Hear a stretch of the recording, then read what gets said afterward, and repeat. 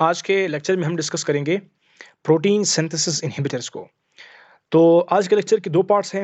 Very first one introduction, second one classification of the protein synthesis inhibitors. यानी कि हमारे पास protein synthesis inhibitors कौन-कौन से हैं, कौन-कौन से क्लासेस हमारे पास हैं, जो प्रोटीन सिंथेसिस को इनहिबिट करते हैं। तो स्टार्ट करते हैं very first one that is the introduction of the protein synthesis inhibitor. मैं पहले आप लोगों को बताऊँ कि प्रोटीन सिंथेसिस होता क्या है, होता कैसे है या है क्या?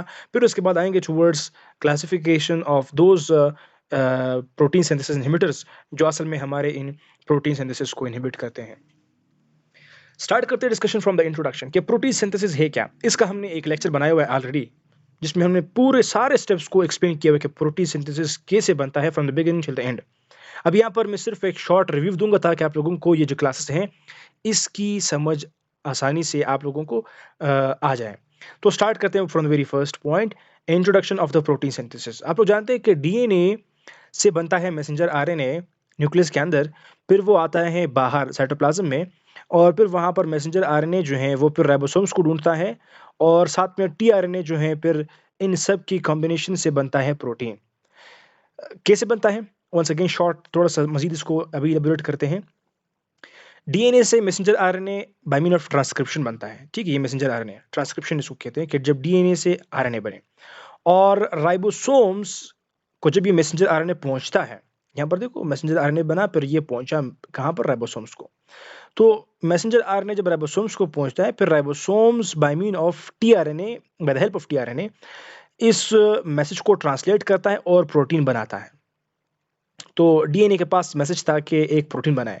वो प्रोटीन बनाने का जो मैसेज था वो मैसेंजर आरएनए ने उठाया और वो फिर लाया राइबोसोम्स के पास। यहाँ पर ट्रांसफर आरएनए ने हेल्प किया राइबोसोम्स का और बाद में प्रोटीन बने।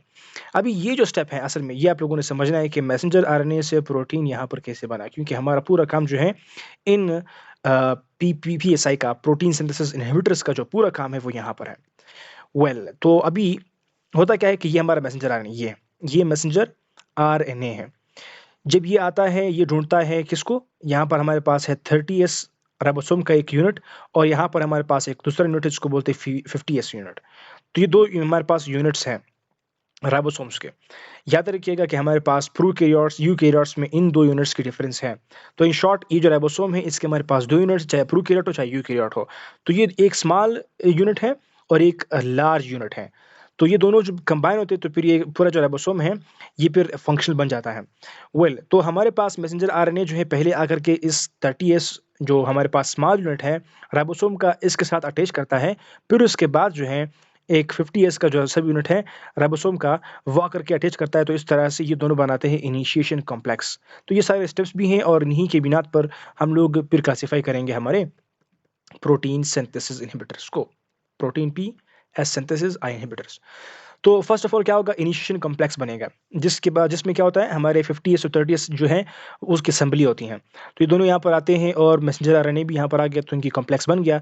कॉम्प्लेक्स जैसे ही बनता है, इस वक़्त क्या होता है यहाँ पर साइटोप्लाज़्म में जो टीआरएनए है, ये इसको पैगाम पहुँचता है कि आप हमारे साथ अभी क्या करो, इंटरैक्ट करो। तो ये टीआरएनए जो है यहाँ पर आस-पास साइटोप्लाज़्म में होता है अमाइनो एसिड। क्या होते हैं? Amino acids.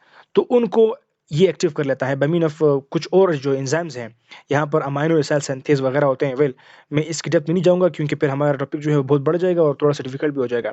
तो इनकी एक डिटेल वीडियो हमारे पास अवेलेबल है। एनीवे, तो ये टीआरएनए जो है इनएक्टिवेटेड अमाइनो एसिड को फिर लाएगा, कहाँ पर लाएगा? इस बड़े सब यूनिट की तरफ। तो फिर क्या होगा? फिर अटैचमेंट होगी of the tRNA. TRNA transfer RNA जो है, यहाँ पर ट्रांसफर आरएनए जो है, ये जब अमाइनो एसिड अपने पास लाएगा, तो फिर इनको अटैच करवाएगा ए पॉइंट पर। यहाँ पर ए पॉइंट इसको इसलिए कहते हैं क्योंकि यहाँ पर इस टीआरएनए के पास अमाइनो एसिड होते हैं, जिसकी वजह से इसको ए नाम दिया गया है।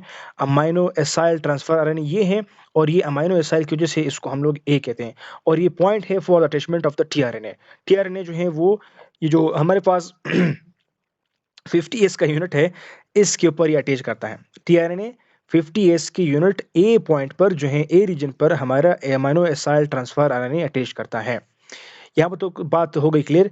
फिर ये टीआरएनए जो है फिर आता है टुवर्ड्स द पी फिर ई। इस तरह से टीआरएनए जो है वो सब पॉइंट से जाता है, तो जिसको हम लोग बोलते हैं ट्रांसलोकेशन। फर्स्ट ऑफ ऑल क्या हुआ, अटैचमेंट ऑफ द टीआरएनए हुई, फिर उसके बाद कोडॉन एंटी कोडॉन की पेयरिंग होगी। हमारे मैसेंजर आरएनए पर होते हैं क्या, कोडॉन, टीआरएनए पर क्या होते हैं, एंटी कोडॉन, यानी कि ये टीआरएनए हमारे इस मैसेंजर आरएनए को रीड करेगा, तो इन दोनों की रीडिंग होगी, फिर इस तरह से क्या होगा, इनकी पेयरिंग होगी। फिर उसके बाद जो है ट्रांसलोकेशन होगा, ये टीआरएनए जो है ए से पी, पी से ई की तरफ जाएगा, यानी कि ए पॉइंट को आएगा, फिर पी पॉइंट, जिसको पी पॉइंट क्यों कहते हैं, क्योंकि यहाँ पर एक हमारा पेप्टाइड बनेगा, प्रोटीन जो हमारा असल में जो सिंथेसिस होती है वो पी पॉइंट पर होती है। फिर ई जो है यहाँ से हमारा जो ये टीआरएनए है ये फिर यहाँ से एग्जिट करेगा। तो ए क्यों कहा, यहाँ पर अटैचमेंट करता है अमाइनो एसाइल की वजह से, क्योंकि इस टीआरएनए के ऊपर अमाइनो एसिड होता है जो कि एक एक्टिवेटेड अमाइनो एसिड है, और एक्टिवेटेड अमाइनो एसिड को अमाइनो एसाइल कहते हैं। ठीक है, तो अमाइनो एसाइल टीआरएनए के ऊपर अटैच हुआ, इसीलिए इसका नाम हुआ अमाइनो एसाइल टीआरएनए। ये अमाइनो एसाइल टीआरएनए की वजह से इस रीजन को बोलते हैं ए रीजन, और ये अमाइनो एसाइल टीआरएनए जो यहाँ पर आकर के अटैच करता है। फिर पी पर आता है, तो पी पर ये अपनी क्या करता है, एक अमाइनो एसिड को प्लेस करके फिर यहाँ से ई से फिर जाता है। इस तरह से हमारे पास एक एक अमाइनो एसिड को एक एक टीआरएनए रहता है, और वहाँ पर पी पर उसको रखता है। इस तरह से यहाँ पर जो है पेप्टाइड की सिंथेसिस होती है। कुछ बुक्स कहते हैं कि पी पर होती है सिंथेसिस, कुछ कहते हैं के पर होती है, लेकिन पी पर होती है। असल में इसको नाम पी से दिया गया है क्योंकि यहाँ पर पेप्टाइड बनता है, लॉजिकली स्पीकिंग। वेल, तो इस तरह से बनता है। इन शॉर्ट आप लोगों ने समझना है कि बनता कैसा है। टीआरएनए जो है वो अमाइनो एसिड ला रहा है, पी पर पेप्टाइड बनता है, और ये पेप्टाइड जब बनता है तो आप लोग जानते हैं कि अमाइनो एसिड जो है, अमाइनो एसिड इस तरह के जब ये बनते हैं, तो ये पहले दफ़ा जब इनका शॉर्ट चेन होता है तो ये पेप्टाइड है, जब बहुत बड़ा हो जाता है फिर पॉलीपेप्टाइड है, फिर बड़ा हो जाता है, एक स्पेसिफिक सीक्वेंस तक पहुंचता है, तो फिर हम उसको प्रोटीन बोलते हैं। तो आप लोग कह सकते हैं कि इन शॉर्ट यहाँ पर प्रोटीन की सिंथेसिस हो जाती है। और यहाँ पर तो बात आप लोग समझ गए कि इनिशिएशन कॉम्प्लेक्स पहले बना, जो 50s 30s की यूनिट के असेंबली से हुआ, फिर उसके बाद अटैचमेंट हुई हमारे टीआरएनए की, फिर उसके बाद इसी टीआरएनए के जो एंटीकोड्स थे उन्होंने कोडिंग की, पेयरिंग की, किसके साथ, हमारे जो मैसेंजर आरएनए है। तो यहाँ पर कोडॉन एंटी कोडॉन की पेयरिंग हुई, फिर उसके बाद ट्रांसलोकेशन हुई कि ए टीआरएनए जो है वो ट्रांसलोकेट हुआ ए टू पी, पी टू ई, और यहाँ से निकल गया। और फिर इस तरह से हमारे पास क्या है, फिर लास्ट में जो है पेप्टाइड भी बनता था, वो किस तरह से, by mean of peptidase enzyme. तो यहाँ पर क्या होता है, ट्रांसपेप्टाइडेशन भी होती है कि एक पेप्टाइड बनता है, हमारा अमाइनो एसिड जो है वो एक दूसरे से के साथ जुड़ते हैं, चेन अप करते हैं और एक पेप्टाइड बनाते हैं, फिर पॉलीपेप्टाइड, फिर प्रोटीन। तो इन शॉर्ट इस तरह से हमारा प्रोटीन बनता है। तो ये हमारे पास स्टेप्स हैं। अभी इन्हीं स्टेप्स के थ्रू ही आप लोग क्या करें, इसकी क्लासिफिकेशन समझ लें। Very simple and easy. आपने सिर्फ क्या करना है, इन्हीं स्टेप्स को याद करना है, और इन्हीं स्टेप के साथ साथ सिर्फ एक एक क्लास को याद करना है। कैसे, अभी हमारे पास ड्रग्स बहुत सारे हैं ना जो साइड साइड पर लिखे हुए हैं, तो मैं सिर्फ इन स्टेप्स के मुताबिक आपको बताऊंगा। फिर आपके पास जब भी कोई भी एग्जाम्स में कोई क्वेश्चन हो या फिर वाइवा हो, फिर भी कुछ भी हो, तो आपको याद होंगे कि वो कौन कौन से हमारे पास एंटीबायोटिक्स हैं, कौन कौन से पीएसआई हैं, प्रोटीन सिंथेसिस इनहिबिटर्स हैं, और कहाँ पर वो काम कर रहे हैं। तो आप लोगों के पास अगर एक सीक्वेंस में याद हो, तो फिर आप लोगों को ज़्यादा तकलीफ नहीं होगी इन एनीबायोटिक्स को रटने में। एंटीबायोटिक्स, एनीबायोटिक्स, प्रोनाउंसिएशन डिफरेंट कर रहा हूँ। आते हैं पॉइंट्स की तरफ। फर्स्ट ऑफ ऑल क्या हमारे पास, इनिशिएशन कॉम्प्लेक्स। हमारे पास कुछ ऐसे प्रोटीन सिंथेसिस इनहिबिटर है जो इनिशिएशन कॉम्प्लेक्स को इनहिबिट करते हैं। उनका नाम क्या है, सिर्फ एक ही सीख लीजिए आप लोग, वो है linezolid। Okay, this one is for initiation complex inhibition.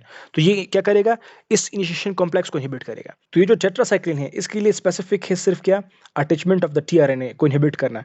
Tetracycline जो है ये स्पेसिफिकली ब्लॉक करेंगे हमारे इस 30s यूनिट के ऊपर जो है, यहाँ पर आएंगे, तो यहाँ पर इनका सेट ऑफ एक्शन जो है वो 30s है, किसका, टेट्रासाइक्लिन का। तो टेट्रासाइक्लिन यहाँ पर आएंगे, तो फिर ये जो टीआरएनए है वो आसानी से अटैचमेंट नहीं कर पाएगा। तो जब टीआरएनए अटैच नहीं कर पाएगा आसानी से, तो इस तरह से इसकी इनहिबिशन हो जाती है, फिर फर्दर जो है वो स्टेप्स आगे नहीं जाएंगे। और बात रही रिगार्डिंग द 50s और 30s जो असेंबली है, ये और along with that codon anti codon pairing जो है, ये दो बातें, असेंबली और कोडॉन एंटी कोडॉन पेयरिंग, इन दो बातों का के लिए जो हमारे पास स्पेसिफिक ड्रग है, कौन से एंटीबायोटिक है, वो है अमीनो ग्लाइकोसाइड्स। कौन से, अमीनो ग्लाइकोसाइड्स।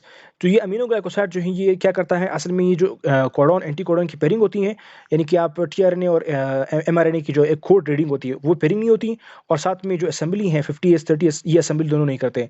कौन, अमीनो ग्लाइकोसाइड। तो अमीनो ग्लाइकोसाइड क्या कर रहे हैं, दो काम कर रहे हैं, कोडॉन एंटी कोडॉन की पेयरिंग, और अलॉन्ग विद दैट जो है ये 50s 30s के जो यूनिट्स हैं इन दोनों का असम्बली जो है वो ये नहीं करवाता। तो इस तरह से ये भी यहाँ पर कौन कर रहे हैं, ये हमारे पास अमीनोग्लाइकोसाइड कर रहे हैं। और फिर उसके बाद है हमारा स्टेप रहता है ट्रांसलोकेशन।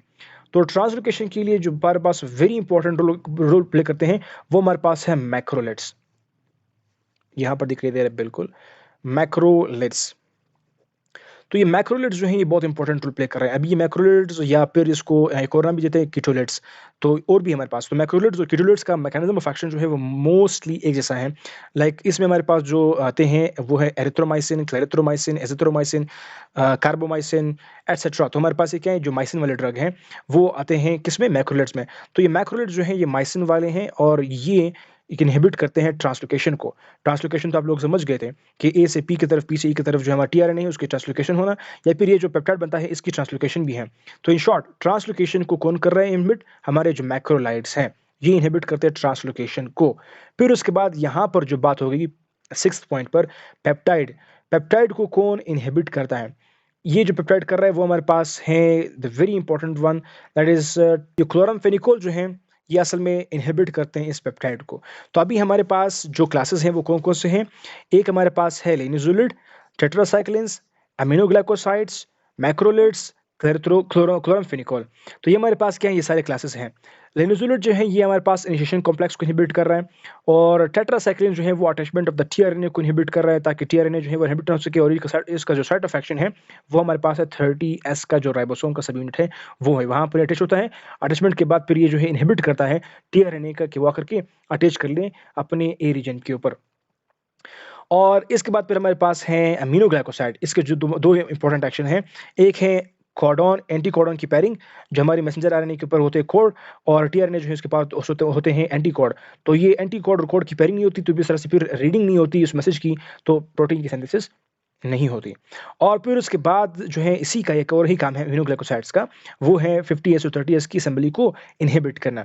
तो ये दोनों जो असेंबल नहीं होंगे तो फिर प्रोटीन सिंथेसिस ऑब्वियस सी बात है नहीं होगी। और फिर उसके बाद हमारे पास है ट्रांसलोकेशन।